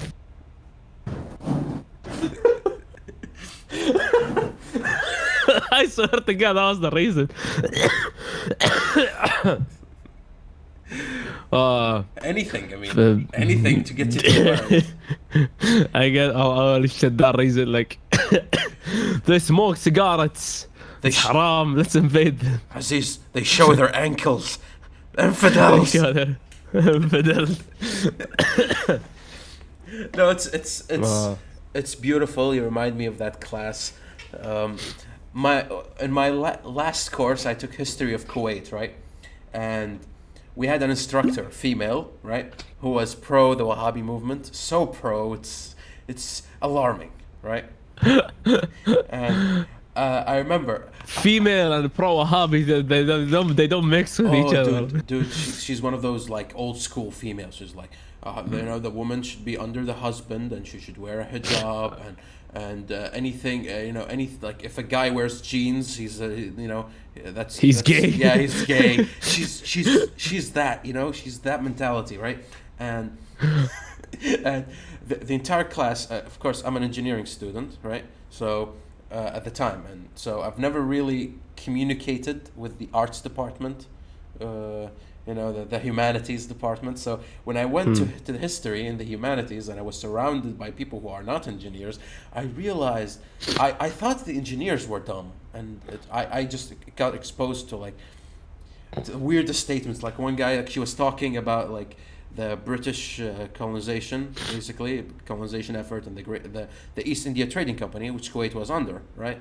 And she was talking about how there are religious differences between the Hindu population and the Middle Eastern population, right? And then one guy is like, the Hindus, like, I think the Hindus are like the same as atheists. I remember I was like doing this, you know, nodding off in class, because, you know, class is boring, and I'm like, right? And he goes on saying all the similarities that don't matter, right? None of it's correct. And I'm like, and everybody's nodding. I'm looking around, I'm like, you guys serious? Is this happening? Right? So this is like the amount of like ignorance that is surrounded in that history class, right? And she's pro Wahhabi movement. Now, if you know anything about me, you know I like triggering people. So what did I make? There was a research paper I was supposed to do. Remember, Aziz, you did it for me, right? It was basically, I think, if memory serves, it was on the Wahhabi influence on Kuwait. And Aziz wrote the entire thing. It was tremendous. He wrote the entire thing, right? I just printed it and pretended it was mine. It was beautiful. And then I realized I had to do a presentation on it. So I'm like, okay, I just read the fucking paper. I'm like, okay, time to present.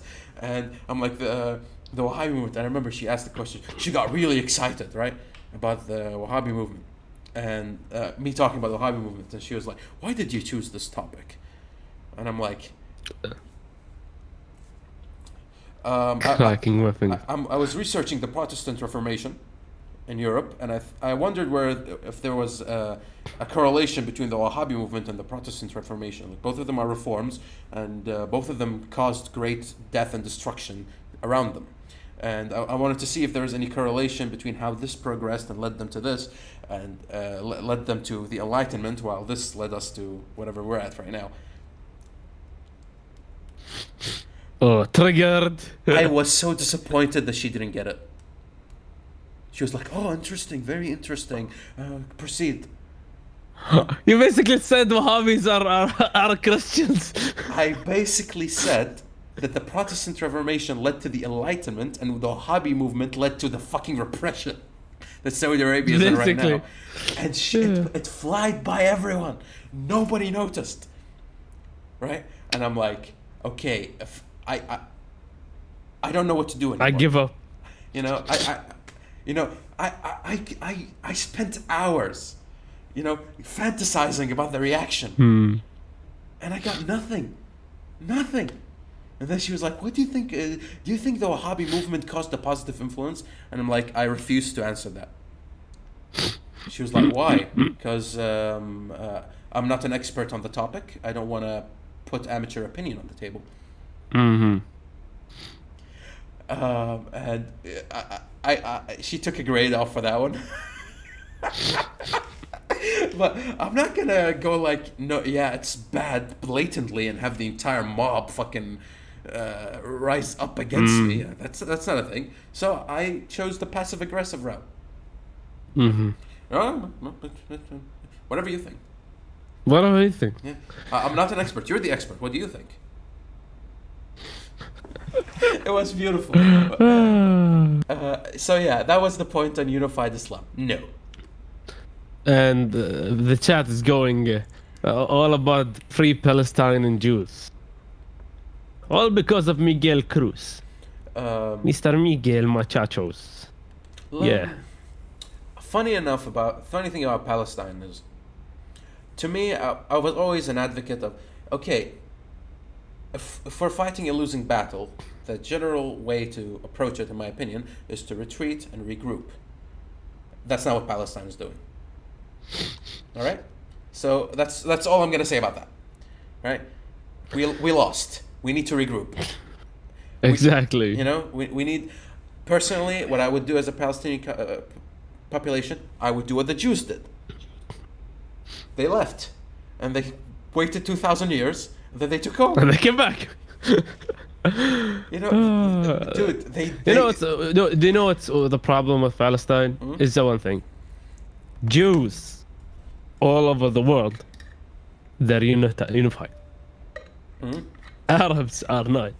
Yeah, because it takes... Dude, it takes... even people like, got angry on Hamas when they went to Iran.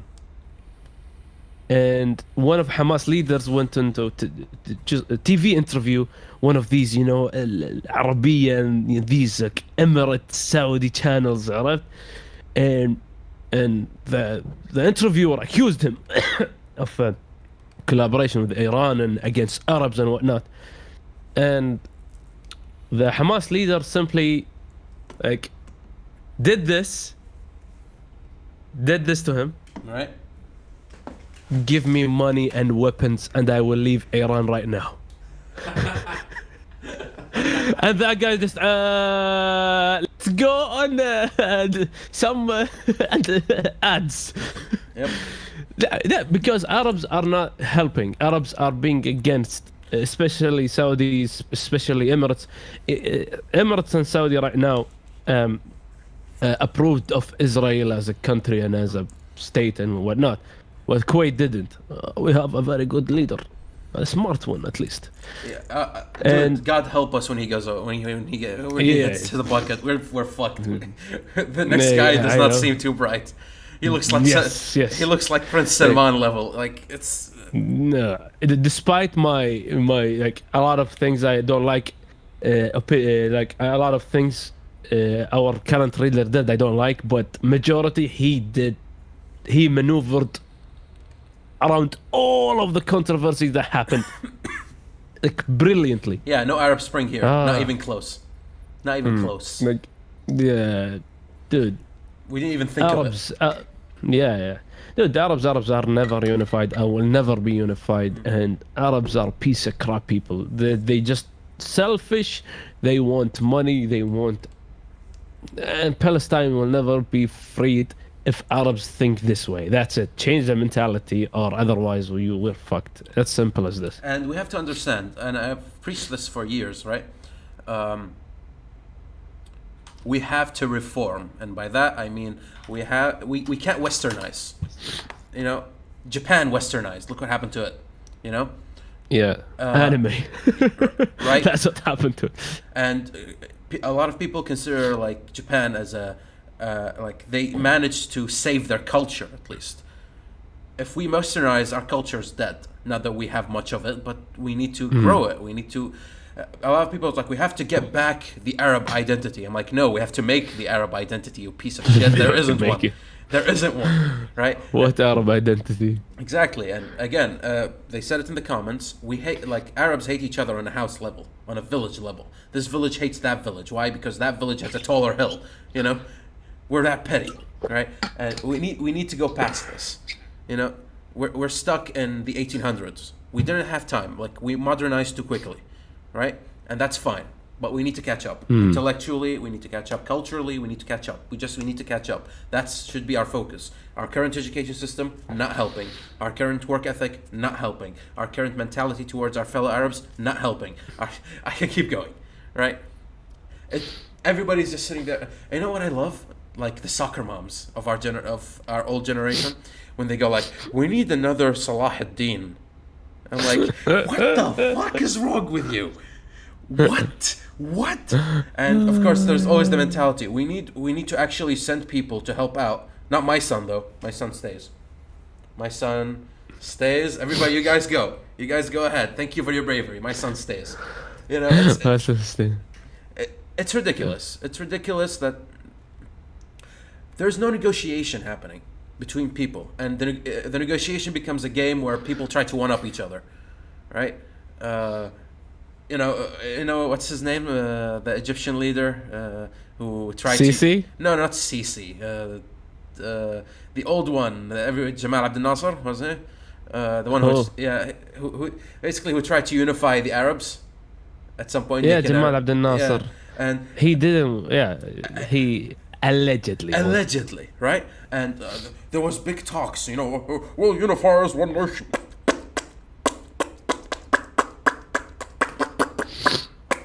Yeah, that's what it was. That's what it was. That's what it was. So, yeah, just to wrap this up, conclusion: no. No. Now, I do want to move on to one topic I want to talk about. What do Egyptians think about Yugioh? Guys, John Harlem mentioned thing about Batwoman. It's your thing. I wanna talk about something that pisses me off, which I'm looking around, which is the statement, "I was born this way." No, you didn't. No, here's the thing. The science isn't conclusive on this, so that's number one. I'm gonna put that. I'm gonna put it on the side. I'm not gonna even talk science. All right? Okay. It's dumb, and the reason why it's dumb is because imagine if you got a bitch pregnant, right? And when they came to you for like to take care of the child, they're like, "But I couldn't help it. I was born with a penis, and it just happened to put sperm in the vagina. You can't blame me. I was born this way. This kid is not my responsibility." How will that conversation go, right? Imagine if I broke something of yours and you warned me to do it, but I did it anyway and it broke. Instead of telling you I'm sorry, I'm telling you I'm just clumsy. I was born this way. You can't blame me.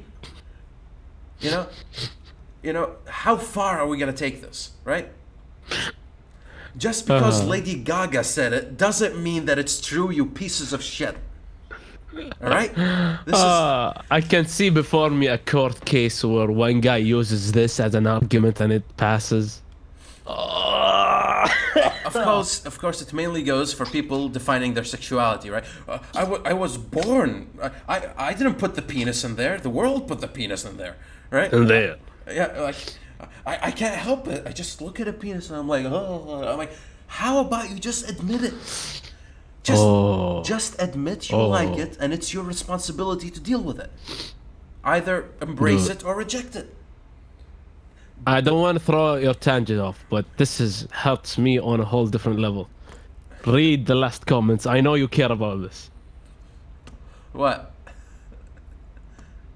Go on. Trillions analogies are always painfully off. No, they're not off. You're just not on my level. It's that simple, Mr. John Harlem. my examples make sense to everybody, and they're funny. But in your case, I assume they're just like, oh, he made an analogy that is a bit abstract, and I cannot reach that level. You're American. It's fine, man. It's fine. Yeah, he's here for Louis. Yeah, he's here for You Louis. tell me. Oh. Louis, are you still here? Okay, let's move. Let's go on. Sorry go for on the cutting the. Yeah. And yeah, in any case, like people are like, I'm gay, I'm lesbo, I'm bi, I'm whatever, and you can't shame me for it because I was born with it, and that's fine. Well, if somebody's born blind, guess what? They have to deal with it, bitch. They have to deal with it, you piece of irresponsible fucking shame. You walking pile of garbage. They have to deal with it. I wasn't born blind. That's why I'm bumping into everybody. Well, yeah, we'll accommodate. I swear we'll accommodate. Just do what you can, right? That has been how it's always has been, right? People have stuff happen to them, and that's fine as long as you take responsibility, like a fucking man, or a very masculine man. I don't know, like again, I bring my grandmother, like my grandmother. She recently passed away, and I reminisced, right? And one of the things that I reminisced about her is that my grandfather died early. She died when my dad was he died when my dad was 10, and my grandmother was used to be full on cover, like full burqa, full covered thing. She had to throw it off and start working to keep the kids alive. Right? She wasn't like, I was born religious. She did what she had to do to survive.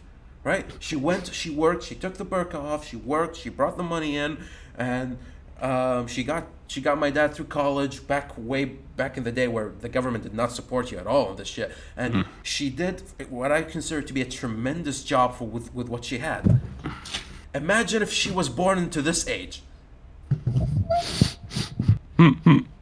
I can't do anything, guys. Take care of me. I can't deal with this. I can't deal with this.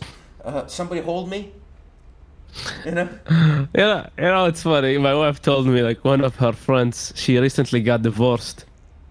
Not because they had a fight, not because just nothing. They were happy, but one day the husband came and he said to her, I'm sorry, I don't feel like I can take the responsibility of you and the child that we may have. I'm bailing out. I cannot take responsibility. Kudos to him for that. Like, it's for me, this has like positive and negative. The positive is like, if you can't do it, don't do it. Yep. But he did it way too late. Like, he should have not even got married, because once you get divorced in Arab land, you become a divorced woman, which is very, very, very disgusting label. Yep. And a lot of people, I got married way early, and a lot of people ask me, is marriage good? And I instantly replied, depends. Are you willing to take responsibility? Are you willing to sacrifice? Are you willing to 1, 2, 3, 4? And they get scared. Why are you scaring us? I'm not scaring you. This is the facts. This is what you have to do. And the negative side is, today's society is not even ready to take responsibility of a family. Not mature, yeah. Not mature enough. The guy has a job and he's like 25 years old and whatnot. Again, and it all comes to the same thing. And John Harlem, that was the point of the analogy, which is taking responsibility. That was what I'm pointing at. The people who say I was born this way remove responsibility from themselves, the choice to pursue what they pursued from themselves. That was the thing I was referring to. And I used an exaggerated example to justify the stupidity of it, which is that people no longer want to take responsibility. That guy, when he said, I'm sorry, I can't take this, I can't really take care of the children, that was saying, might be, right? I made a mistake. Might be. I respect that. Even if, he's a lesser man for it, in my opinion, right? I can at least appreciate his honesty. But most people these days, they don't want that. They don't even want to get there. For example, I'm horrible with tech. Do you ever see me not owning up to it? Do you ever see me saying, "Oh, I was born a hipster," I was wearing glasses before I was cool, man. I was born this way. No, I'm horrible with tech. Guys, help me. I don't understand this shit. Help me out. Tell me what to do, and this is wrong. Be available for tech support, please. I'm that simple, right? I'm a simple individual, right? People don't want to take charge of that anymore. People don't want to be responsible. They just want people to tap them in the back saying they're okay. The everybody gets a medal thing? That's what they did. Everybody gets a medal, and people like me are like, then what's the point? I still remember. I entered 2 competitions in my life. Okay? One was a jiu-jitsu contest, which I gained a bronze medal, which was there. Great achievement, first tournament, bronze medal against higher belts. Very proud of that achievement. And an achievement I'm not very proud of, which is I entered as a substitute in a quiz format tournament, like a general knowledge tournament, right? And I was the substitute because one of my friends, Boyd, if you remember, came to me and he's like he was an A student, and he was like, everybody wants me to enter contests and I don't want that. I recommended them you. Can you do me a solid and enter? I'm like, sure, why not? And I did. I entered, and I was a substitute. We gained gold because we had like a team of fucking weeps, right? Fucking like nerds, just all the memorabilia, right? They just have everything encoded somehow, and we won, we won gold. I don't have the gold hanged because I just threw it in the trash, right? It wasn't worth anything for me. But I remember on the bus ride back, we were talking about the event, and the teacher in charge was, in the end, we're all winners. It doesn't matter if we got gold. And I'm like, what? We got the gold. We trashed them. I didn't do shit, huh? We trashed them. We are the winners. We are number 1. They are number 0. They're number 2. They can't sleep at night. And that's good. And he laughed his ass off on the tangent. It was a joke, of course, but the point was specific. There needs to be a hierarchy for people to be motivated. And I remember when we got second place in that debate. I could not sleep. Yeah. That day. I could not sleep. I swear to God. I couldn't sleep for 2 hours. My wife was trying to sleep, and I was ranting how we lost, and you should have adopted that tactic and that tactic instead of this tactic. It's good for you, taking responsibility. Everybody recognized, for example, that us getting second place was my fuck up, right? I own up to it, and I'm like, okay, next time I'll be less enthusiastic about controversial opinions. It's fine. Right? It was fun though, and we owned up to the loss, and that's it. We take responsibility and we develop as individuals. When you say you're born this way and you gain gold medals for no reason, and you feel special, entitled to it, you become a pansy, okay? And you can be a faggot. Faggot is fine with me, but you can't be a pansy. All right? And you like dick, that's up to you, but you can't be a pansy about it. Own up to it. Own up to the cock. Own up to the cock. Look, see Aziz, when he started developing feelings for Louis, see what happened? He owned up to it. Yes. He owned up to it. He confessed his feelings for everybody to see. Yes. And Louis gone now. Louis, where are you?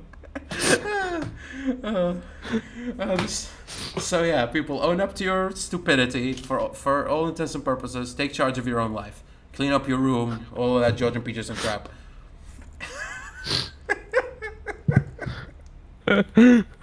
What's the cleaning rooms? I don't get it.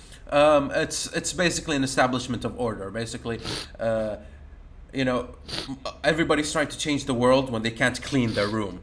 And that's the idea. Put your life in order. Dude, It's an analogy. dude, my most hated video I ever watched that put the disgust of Jews inside of me.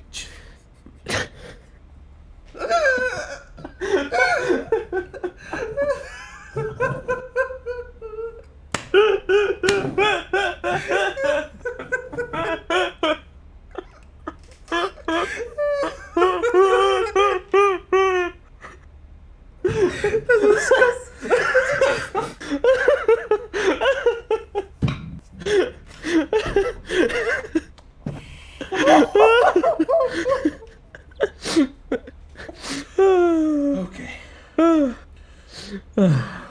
Salt grinder. Okay. Salt grinder. Disgust of Jews. Proceed. Uh,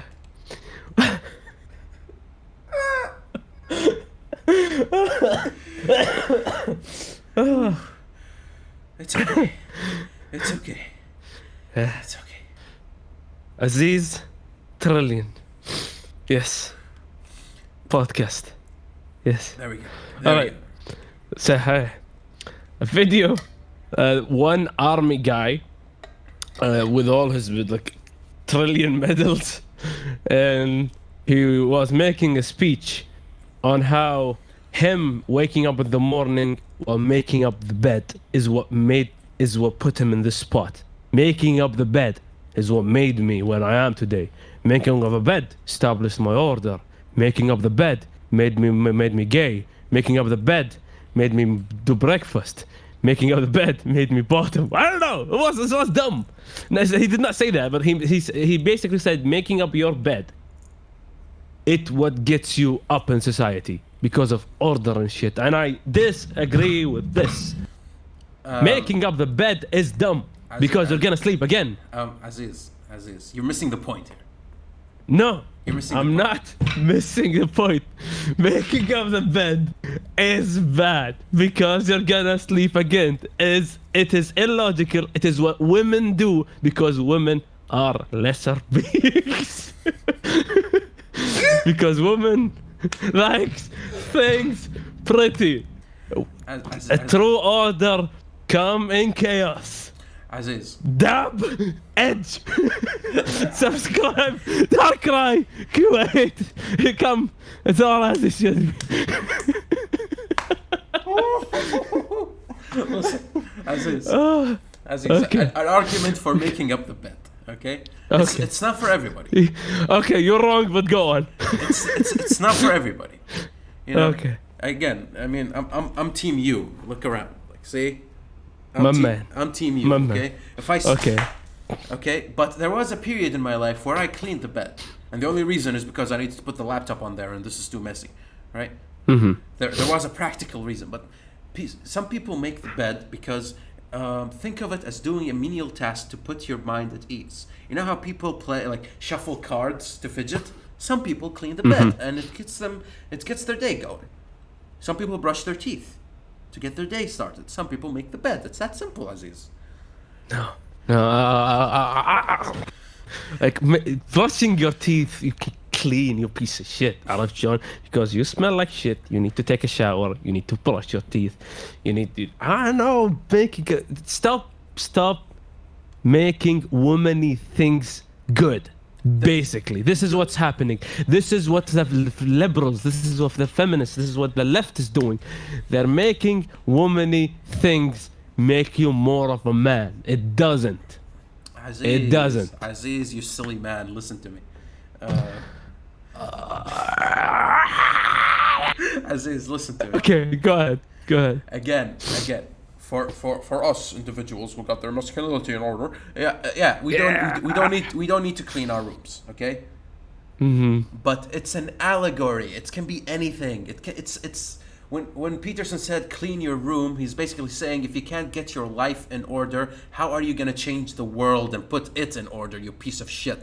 Get your shit together first, then I'll listen to you.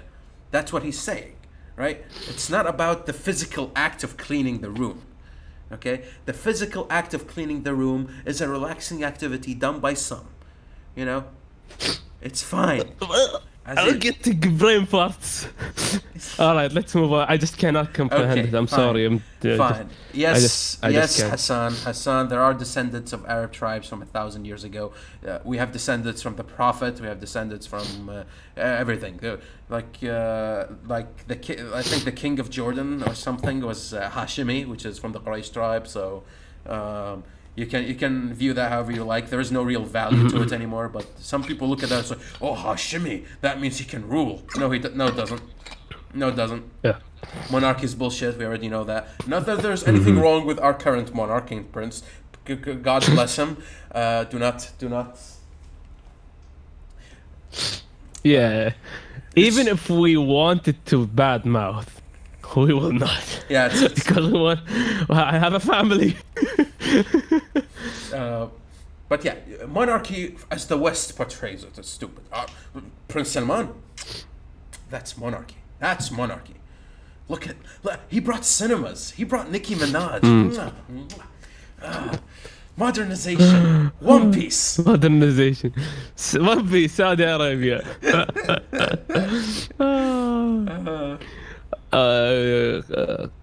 No. Z Saber. Dude, Z Saber. I'm not saying that cooking is manly. Don't trash it. No, I'm not saying just people are a lot of time associating a lot of feminine things with order and success. I'm not saying that if you not do your laundry and your dishes and your cooking and your bed, you're bad. You're a gay. I'm just exaggerating the point. No. I tend to do that, and people Aziz. misunderstand it. But you can't get me my point. No, Aziz. Here's what you're trying to say but can't. Okay? Okay. We can clean. Please. We can cook. This is my opinion. We can do the laundry. We can do dishes. We can, fix our toenails so they look really nice and pretty. We can do all of that. But the thing about men is that we just simply choose not to. Whenever we do it when we feel like. I cook when I feel like it. I do the laundry when I feel like it. It's a favor when I do it. That's the manly part. Oh, my man. It's hard to get two people with the same opinion on the same podcast and we agree on everything. And no. I still think cleaning the room is good, but we can agree that masculinity is freedom to do whatever the fuck you want. And that's what the females don't want. That's why they want to control you. Yes. They want to force you into laundry. They want to force you to share the workload of the house, but you're the housewife. Yeah. I'm not married to the house. I'm married to you. Yeah. I'm still an advocate for a working man housewife, not because I'm sexist or I think woman is a lesser being or something. It's simple. Man goes out, make money, brings food from cave to cave. Woman take food, cook, man eat, they go to bed. It's simple times. It's a simple distribution of load. You know your role, I know my role. I'm not saying it fits today. I'm just saying I like it. I'm not saying it's the best way. I'm saying Aziz like it. I'm not saying it's the best thing yet. No. Let me give you an example. Both my parents now they're retired, but both were working individuals. My mom every day, God bless her, would show up back from work and she would cook and she would love it, right? And my dad would show up and he would eat. And then they would have conversation and drink green tea while watching TV and heckling the fucking TV. Every day, it's a routine. I don't fucking get it. It's like, how do you do this every day with the same person? It just boggles my head, right? In any case, however, my dad pays for everything. My mom's paycheck is hers, right? That's the agreement. When my mom wants a car, my dad buys it with his money. When they want to, my dad even pays my mom a salary. My mom has a salary beside her actual salary.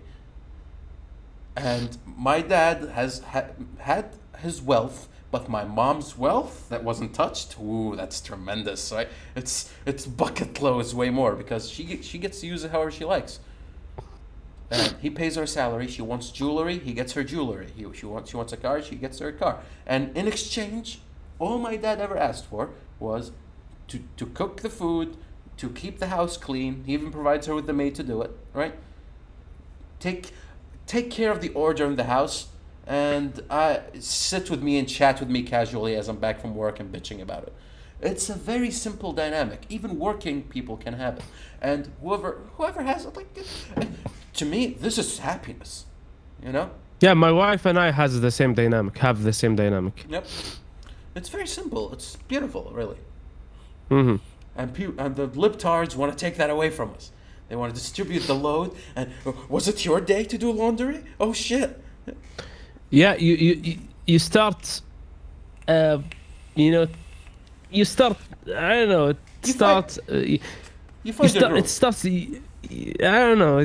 You find your start. I don't know. If it works for you, it works for you. Well, yeah. I guess. But It's what we're saying, we're not stating facts.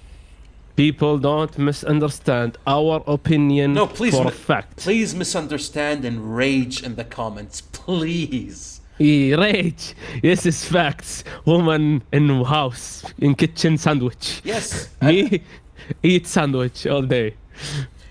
With that, I guess that's a good way to wrap up the stream. It's 9:11 a.m. This is beautiful. 9:11 here. It's too beautiful. Yeah, it's too beautiful. So we'll wrap up. Louis, sad you couldn't make it. Take care of your family emergencies. I hope everything is all right. Everybody, thanks for coming. MVC goes to Hassan. You've been tremendous this time. John Harlem too. Shout out. You've been all right. You've been great. Z Saber, you've been late, but that's fine. Welcome anyway. And I would have given it to Louis for moderating the chat so extensively, but Yes. but he doesn't get that luxury this time. Hassan, you're MVC, I think, for the third time now.